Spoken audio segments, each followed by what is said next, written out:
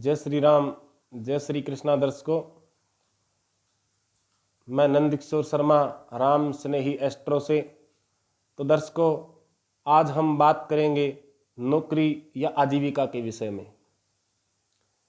तो दर्शकों, जैसे कि हम शिक्षा प्राप्त करते हैं और हमारी शिक्षा का जो मूल उद्देश्य है वो आज के समय में, कलयुग के समय में, या हम कह सकते हैं वर्तमान समय में, शिक्षा का जो मूल उद्देश्य रहता है वो हमारी आजीविका पाने के लिए ही रहता है, या नौकरी के लिए या विदेश यात्रा के लिए रहता है। तो दर्शकों, सबसे पहले हम बात करेंगे कि हमारे जीवन को आजीविका के लायक बनाने में 3 महत्वपूर्ण ग्रहों का योगदान होता है, और वो 3 ग्रह हैं सूर्य, चंद्र और बृहस्पति। तो दर्शकों, सबसे जो महत्वपूर्ण ग्रह है वो हमारा बृहस्पति ग्रह है, गुरु ग्रह है, क्योंकि देव गुरु बृहस्पति हमें डिग्री दिलाते हैं। उसके बाद चंद्र ग्रह यानी कि हमारा मन, चंद्र ग्रह हमें मानसिक शांति देता है। अगर हमारा मन व्यवस्थित है तो हमारी शिक्षा पूरी हो सकेगी। और उसके बाद नौकरी के लिए जो विशेष ग्रह है वो सूर्य देवता है, क्योंकि जिस इंसान का सूर्य अच्छा होगा उसे सरकारी नौकरी अवश्य मिलेगी, सरकार से लाभ अवश्य मिलेगा, या यूँ कह सकते हैं कि हम सरकार के कामकाज में बराबर के साझेदार रहेंगे। तो दर्शकों, यही 3 महत्वपूर्ण जो ग्रह है वो हमारी शिक्षा का निर्धारण करते हैं, हमारी नौकरी का निर्धारण करते हैं। तो कई बार हमारी जन्म कुंडली में ये जो 3 ग्रह है, इन तीनों ग्रहों के घर में जब शत्रु ग्रह आकर के बैठ जाए तो वो एक ऋण का रूप ले लेते हैं, एक कर्ज का रूप ले लेते हैं। और जब तक हम उस कर्ज का उपाय नहीं करेंगे तब तक हम न तो शिक्षा का लाभ ले पाएंगे, न हमें नौकरी मिलेगी, और किसी न किसी प्रकार से हमारे मन में शांति भी नहीं रहेगी।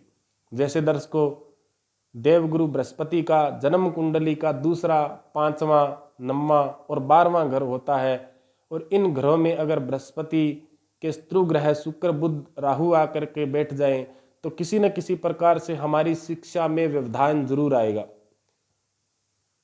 चाहे वो पारिवारिक कारण हो, चाहे वो आर्थिक कारण हो, चाहे वो कोई अन्य कारण हो, हमें हमारी शिक्षा को विराम देना पड़ेगा। शिक्षा हमारी रुकेगी या किसी न किसी व्यवधान के सहित हमारी शिक्षा पूरी हो सकेगी।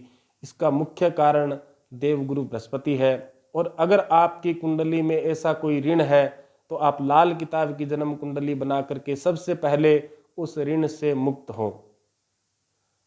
उसके बाद दर्शकों, हम देखेंगे कि हमारा सूर्य जन्म कुंडली में किस रूप में बैठा हुआ है। अगर सूर्य के ग्रह, जैसे कि जन्म कुंडली के अगर पहले घर में या 5वें घर में सूर्य के शत्रु ग्रह आके बैठ जाए तो हमें सरकारी नौकरी नहीं मिलेगी, और हमें आजीविका का साधन तलाशने में भी बहुत प्रयास करना पड़ेगा, फिर भी हमारी आजीविका सेट नहीं हो पाएगी। तो दर्शकों, अगर ऐसा कोई ऋण है तो आप उस ऋण का उपाय करके आप सूर्य को अच्छा करें। उसके बाद चंद्रमा, अगर हमारे मन में शांति न रहती हो तो अगर चंद्रमा के घर में उसके शत्रु ग्रह बैठे हो तो आज उस ग्रह का उपाय करके और इन तीनों ग्रहों को ठीक करके आप पूर्ण शिक्षा का लाभ से ले सकते हैं। अगर आपके जीवन में सरकारी नौकरी लिखी है या प्राइवेट नौकरी लिखी है या विदेश यात्रा लिखी है तो वो अवश्य होगी।